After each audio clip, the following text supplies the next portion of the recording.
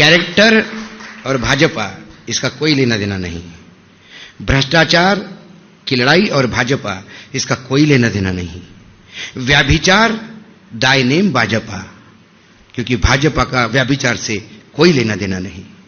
और ये character party का इसलिए बना, पार्टी विद द डिफरेंस, चाल चरित्र चेहरे वाली ये पार्टी इतनी नीचे गिर गई है कि अब संघ को भी चिंता हो रही है कि ये पार्टी अब जाएगी कहां। सर, मैं आपको दावे के साथ कहता हूं कि संघ भी डर रहा है कि 2024 में 370 पार आ गया तो ये हम पे भी रिसीवर बिठा देगा और बोलेगा तुम सही संघ नहीं हो, अब मैं संघ चलाऊंगा। क्योंकि एक विकृत मानसिकता के साथ सोच बढ़ा है। कोई कैबिनेट का मंत्री नहीं कह सकता कि मैं मंत्री हूं, कोई बीजेपी शासित राज्य का मुख्यमंत्री नहीं कह सकता कि मैं मुख्यमंत्री हूं।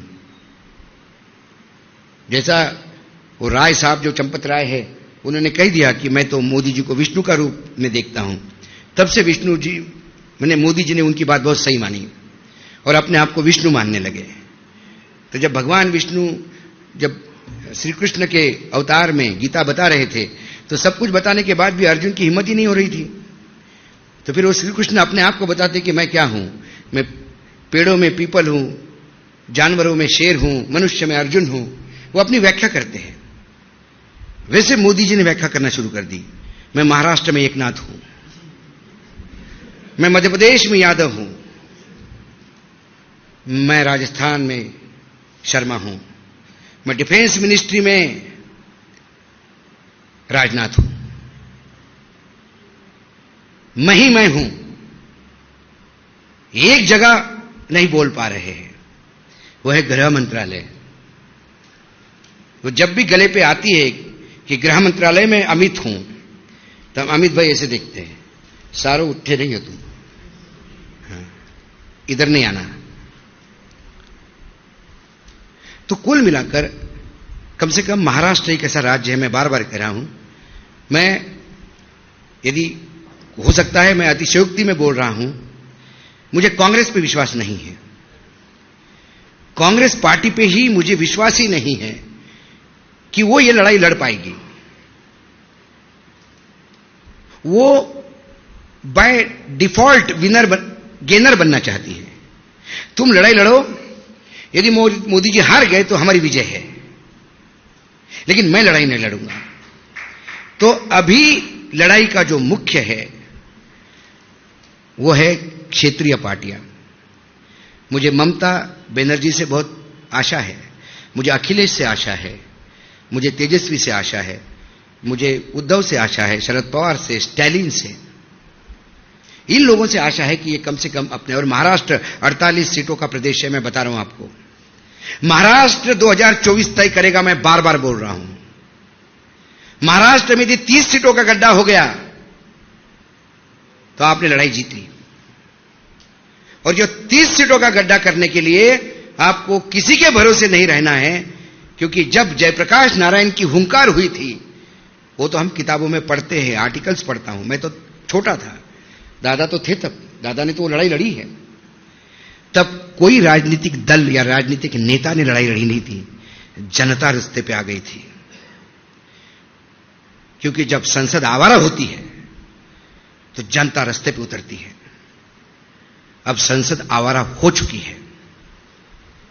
जिस संसद में विरोधियों को बोलने नहीं जाता, निष्कासन का रास्ता अपनाया जाता है, जिस संसद में बिना चर्चा किए बिल पास होते हैं, जिस संसद में रिकॉर्ड पे झूठ बोला जाता है और झूठ परोसा जाता है, उसे आवारा नहीं कहेंगे तो क्या कहेंगे? जहां स्पीकर बंधुआ मजदूर बनता है सत्ता का, जहां राष्ट्रपति मौन धारण करके बैठती है, ना कोई दिखती है उनको, ना कोई सुनाई देता है, ना कोई बोलने के लिए तैयार है। जब मणिपुर जल रहा था तो एक दिन मुझे फोन आया रात को 9, साढ़े 9 बजे। संडे का दिन था, ड्राइवर नहीं था, मैं गाड़ी चला रहा था। फोन बार बार बज रहा था तो मुझे लगा पता नहीं कौन रात को 9 बजे इतना क्यों बार बार फोन कर रहा। तो मैंने गाड़ी साइड को लगा के इरिटेट होते मुझे बोला हेलो, बोले अशोक। बोले कौन? महिला का आवाज था। बोले अनुसुईया। मतलब कौन अनुसुईया? अनुसुईया तुम्हारी बड़ी दीदी अनुसुईया उइके बोल रही हूं, मणिपुर गवर्नर। मतलब अरे, क्योंकि जब कंबाइन मध्य प्रदेश था तब से हम जानते थे उनको। हमारी पत्रकारिता और उनकी राजनीति साथ में शुरू हुई, तो ऐसे कई नेता हैं कि स्ट्रगल के दिनों में वो हम साथ में बैठ के एक दुकान पे चाय पीते थे कि मेरा टिकट कट रहा है, हमने बोला यार हमारी भी औकात नहीं दिलवाने की, ऐसी बात होती थी। इसके एक बार मिल को देखो दीदी, इसको मिल के देखो, तो वो संबंध थे। बोले अशोक दिल हल्का करना है तो उससे बात करनी है। मतलब बोलो न दीदी क्या हुआ? तो उसने जो मणिपुर का वृत्तांत बताया मैं आपको बयान नहीं कर सकता। और जब बता रही थी तो फूट फूट के रो रही थी। मैंने बोला दीदी आप गवर्नर हो, ऐसा रो मत। बोले बेडरूम में बैठ के बैठी हूं बेटा, तुझसे ही दिल हल्का कर सकती हूं। जो रिपोर्ट हो रहा है उसके 1000 गुना चीजें हुई है। बोले आप समझ सकते हो क्या हुआ मणिपुर का। और ये इसको नराधम नहीं कहूं तो क्या कहूं, शब्द नहीं है मेरे पास। मैं भी एक इंसान हूं, मैं भी मेरे देश के प्रधानमंत्री की इज्जत करता हूं, लेकिन यदि वो काम करे तो रावण को रावण नहीं कहूं तो क्या कहूं, नराधाम को नराधम नहीं कहूं तो क्या कहूं। बंगाल में यदि एक कोई कांड हो जाता है तो उस कांड के लिए प्रधानमंत्री बंगाल में जाके उन महिलाओं से मिलते हैं। बंगाल में जो हुआ उसको मैं सही नहीं मानता, बिल्कुल गलत है। प्रधानमंत्री गए, जाना चाहिए। प्रधानमंत्री ने उन महिलाओं से बात की, लेकिन मेरे प्रधानमंत्री को साफ सूंघ जाता है क्या? जब मणिपुर में महिलाओं का होता है तो एक शब्द बोलने के लिए तैयार नहीं है, मणिपुर जाने को तैयार नहीं है। तब वो मणिपुर की बेटियां उनका परिवार नहीं है। जब खिलाड़ी हमारी कुश्ती की अपनी इज्जत लूट चुकी है, इसकी गुहार लगाने के लिए एफआईआर दर्ज करना चाहती थी। एफआईआर दर्ज करने के लिए यदि सर्वोच्च न्यायालय का साथ लेना पड़े तो इससे ज्यादा दुर्गति इस देश में महिलाओं की हो नहीं सकती। किस महिला सशक्तिकरण की बात करते हैं आप? किस आधी आबादी की बात करते हैं आप? इस हॉल में बैठी हुई कोई महिला, उसको 100 किलो तोला तो सोना भी दे दो, लेकिन उसकी बेटी की इज्जत पे आंच आएगी तो 100 किलो सोना फेंक के अपने बेटी की इज्जत बचाने के लिए रणांगण पे उतर आएगी। ये वो देश है। आप बोलते हो महिला सशक्तिकरण, उन लड़कियों को आपके पुलिस ने जूतों से रोना है क्योंकि एक गुंडे के खिलाफ वो एफआईआर दर्ज करना चाहती है और वो गुंडा आपका सांसद है तो 1-2 सीटें आपको जितवाता है उत्तर प्रदेश में। गुजरात लॉ कॉलेज अभी का एक्सपीरियंस, अभी का है, ज्यादा नहीं। Gujarat national law college campus में लड़कियों के हॉस्टल में मैसिव व्यभिचार हुआ लड़कियों के साथ, और लड़कों के हॉस्टल में घुस के उन्होंने लड़कों के साथ भी व्यभिचार किया। यूनिवर्सिटी ने खबरें दबा दी। रजिस्ट्रार ने कहा कि ऐसा कुछ हुआ ही नहीं हमारी यूनिवर्सिटी में। एक लड़की ने अपनी पीड़ा सोशल मीडिया पे दी, वहां के उच्च न्यायालय की न्यायाधीश थी, उसने सुओ मोटो एक्सेप्ट करते हुए इस केस को ओपन किया और उसने कहा अपने ओपनिंग रिमार्क में कि हम मुंह दिखाने के लायक नहीं रहे हैं।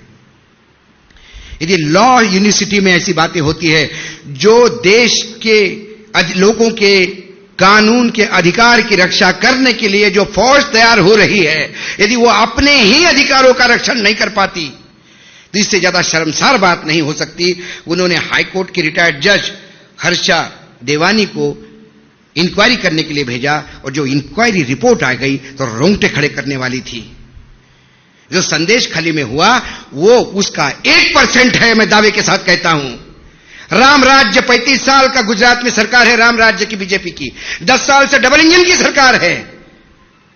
विष्णु का अवतार समझने वाले नरेंद्र मोदी का गृह प्रदेश है, महात्मा गांधी की भूमि है, सरदार वल्लभ भाई पटेल की भूमि है। पटेल का स्टैचू बड़ा करने से पटेल की महानता नहीं होती। अरे पटेल के गुणों का कुछ तो अपने में लिया होता। प्रधानमंत्री गए क्या? उसके बाद 4 बार गुजरात गए। लॉ यूनिवर्सिटी की वो लड़कियों को मिलने नहीं गए। शर्म आती है। वो लड़कियां पाकिस्तान की हैं, चाइना से आई हुई है। 145 करोड़ इस देशवासियों में से वो नहीं हैं। झूठ बोलते हैं जब मैं बोलते हैं कि मेरा देश पूरा मेरा परिवार है। इसका कोई परिवार नहीं है। ये सिर्फ खुद ही अपना परिवार है। इसको उद्योगपति अपने फैंसी ड्रीम्स करने के लिए चाहिए। इसको अपने पत्रकार भाट चाहिए, अपने चरण भाट, जो रोज इसकी भटेती करे, इसके कसीदे गाए। इसे अपने पार्टी में वो तमाम नेता चाहिए जो नीचे मुंडी करके आंख बंद करके बैठे। इसे विपक्ष तो चाहिए ही नहीं। और उसके बाद ये कहता है कि महिलाओं के लिए, मेरी मां बर्तन मांजती थी, तो अरे तुम्हारी मां बर्तन मांजती थी तो तुम उस गरीबी का बदला बाकी लोगों के बच्चों से क्यों ले रहे हो? हर एक के मां बाप ने, कोई करोड़पति बन के नहीं आया। हर एक के घर में संघर्ष हुआ है। धीरू भाई अंबानी भी पेट्रोल पंप पे पेट्रोल बेचते थे। इसका मतलब कल अनिल अंबानी और मुकेश अंबानी पेट्रोल पंप पे पेट्रोल बेचने वालों को जूता मारना शुरू करें सुबह शाम तक।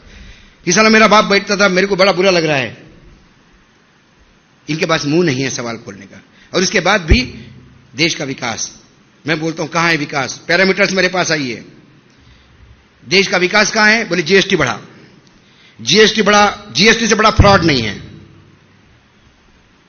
और ये जब आपको अंधभक्त बोलते हैं ना कि जीएसटी इतना बड़ा, फिर भी कहते हो इकोनॉमी ठीक नहीं है। जीएसटी कैसा बढ़ा? फरवरी का जीएसटी बताता हूं। अभी अब हम मार्च में हैं, फरवरी का जीएसटी बताता हूं।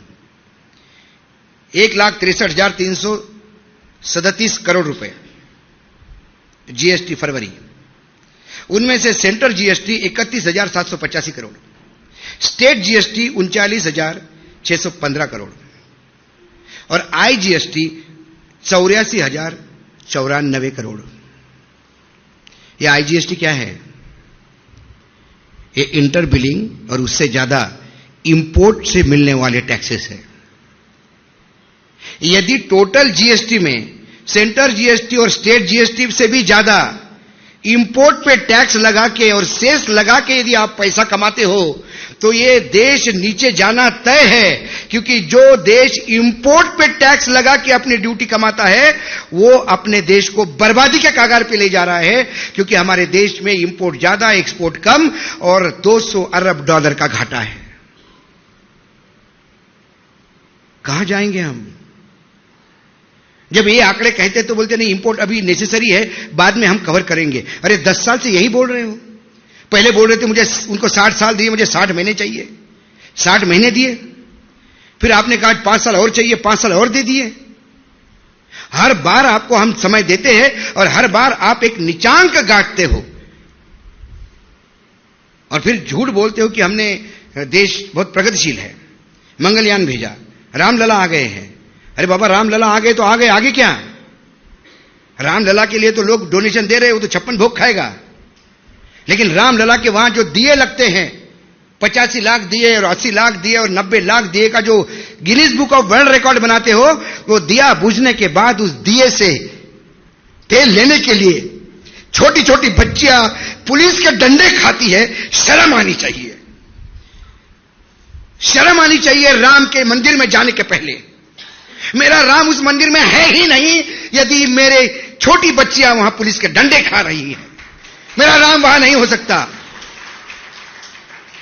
मेरा राम तो शबरी के बेर खाता है। मेरा राम केवट की धन्यवाद देता है। मेरा राम रईस को चोचले नहीं पालता। सर्वोच्च न्यायालय ने जब बॉन्ड पे बात करी तो प्रधानमंत्री कह गए कि सुदामा आता है श्री कृष्ण को मिलने और पोटली में से कुछ निकाल के देता है तो सर्वोच्च न्यायालय को तकलीफ है। अरे भाई क्या सुदामा है तुम्हारे? ये कौन से चावल ला रहे हैं? क्या डायमंड के बना के ला रहे हैं क्या? एक एक चावल 1400 करोड़ रुपए, 500 करोड़ रुपए। और यदि ऐसे सुदामा इस देश में हैं तो फिर हमारी और अपनी जगह कहां है दादा? ढूंढे, आध्यात्म में ढूंढो को सुदामा से भी गरीब कोई था क्या? क्योंकि हमें यही मालूम था कि सुदामा सबसे गरीब ब्राह्मण था। यदि सबसे गरीब ब्राह्मण अब्जोपति है तो फिर मैं और आप कहां, मतलब हमारी जगह कहां है?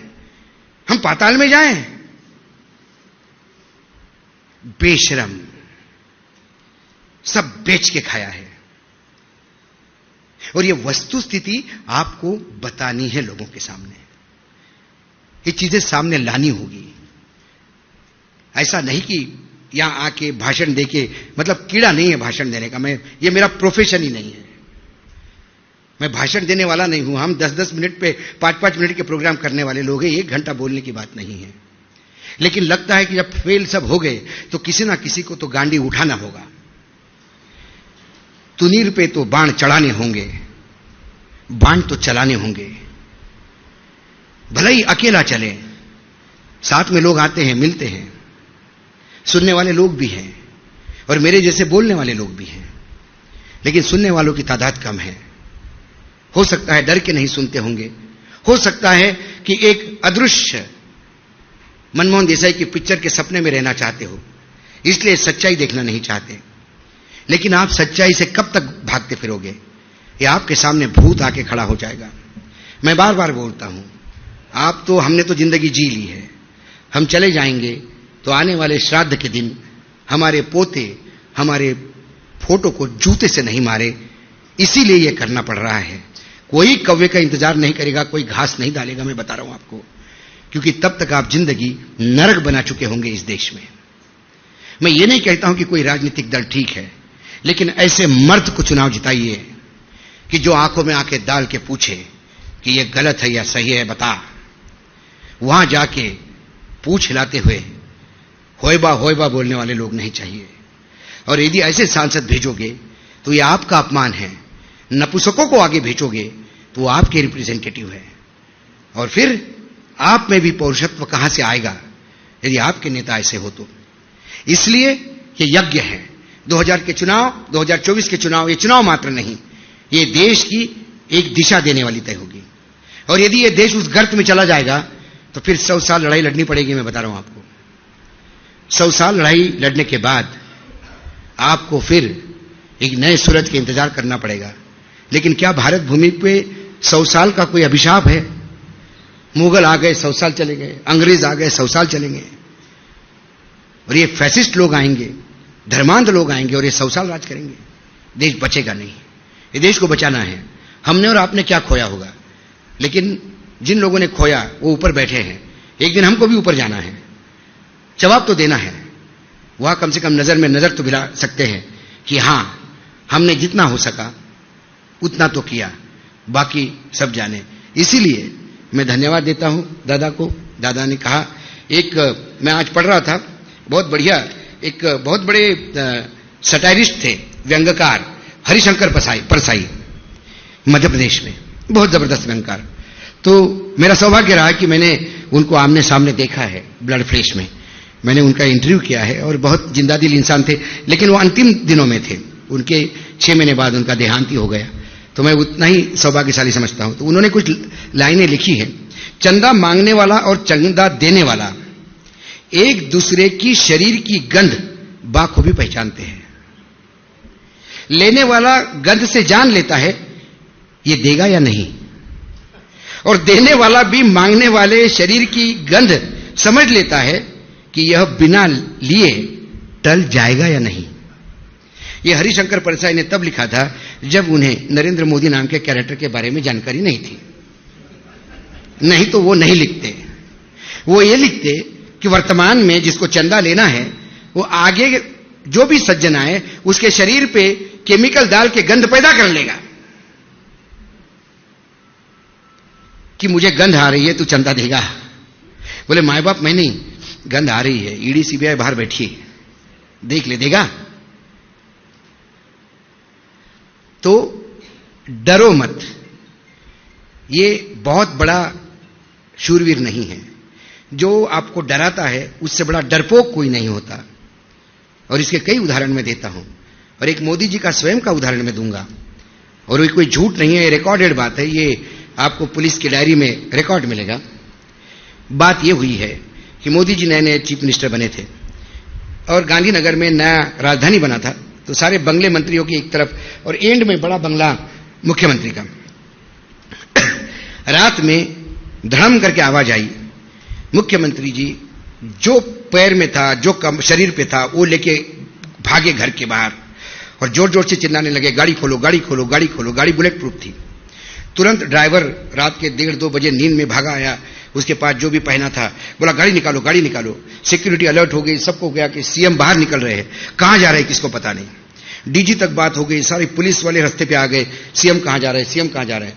सीएम अहमदनगर की तरफ अहमदाबाद की तरफ निकले तो रास्ते में सब डीजी वगैरह सब आ गए, घेर लिया। बोले सर क्या हुआ? फिर ये गाड़ी से भी उतरने में बाहर डर रहे थे, तो इन्होंने कांच नीचे की, बोला बम से हमला हुआ है घर पे। सबके पैरों की जमीन खिसक गई, नरेंद्र मोदी के घर पे बम पे हमला। उसके बाद इन्वेस्टिगेशन हुआ, उनको सेफ जगह पे लेके जाया गया, सारे लोग लग गए इन्वेस्टिगेशन में। हुआ यूं था कि पीछे से एक बाईपास जा रहा था, उस बाईपास पे एक ट्रक का टायर फट गया था, समझा बुझा के उनको वापस लाया गया। लेकिन पुलिस डायरी में वो दर्ज हुआ मामला कि सूचना मुख्यमंत्री के घर पे बम से हमला, और फिर बाद ही दर्ज हुआ वो टायर फटा पाया गया, ये रिकॉर्डेड है। तो आप डरो मत, अब की बार 300 पार, अब की बार 700 पार, ये वार क्राई है। चेहरे पे वो ताकत नहीं है। अब की बार 130 पार के लाले पड़े हैं, 270 के आंकड़े पे पहुंचने में मुश्किल हो रही है। तो आप इस बात से निश्चिंत रहिए। आप टेलीविजन के सर्वे पे, लोगों के भाषणों पे, इन पे मत जाइए। मैं हमेशा कहता हूं कि हर हर महादेव का नारा तो हर युद्ध में लगता था छत्रपति शिवाजी महाराज से। वो नारा तो पानीपत में भी लगा ना, पानीपत हुआ ना। तो ये नारा जोश देने के लिए होता है। तो ये 370 पार और 300 पार जो है वो बीजेपी के कार्यकर्ताओं के लिए है, मतदाताओं के लिए नहीं है। मतदाताओं के लिए यह आर पार की लड़ाई है, और मतदाताओं को इस बार प्रजातंत्र को पार करना है। मतदाताओं को यह देखना है कि इस बार ये रावण सीता को लेकर लंका ना पहुंचे। ये कलयुग के जटायु है, हम सीता को उतार के वापस लाएंगे, इस विश्वास के साथ। और आपसे गुजारिश है कि ये विचार आप पहुंचाइए, लोगों तक बोलिए। मुझे लोग टाइगर कहते हो, दीपक शर्मा उसको चश्मा लगाया दादा। एक हाथी को कोई टाइगर कहता है क्या? मैं तो हमेशा कहता हूं। तो मैं टाइगर नहीं हूं, आप सब टाइगर हैं। आप सुनने आए हैं, ये भी बहुत बड़ी अचीवमेंट है।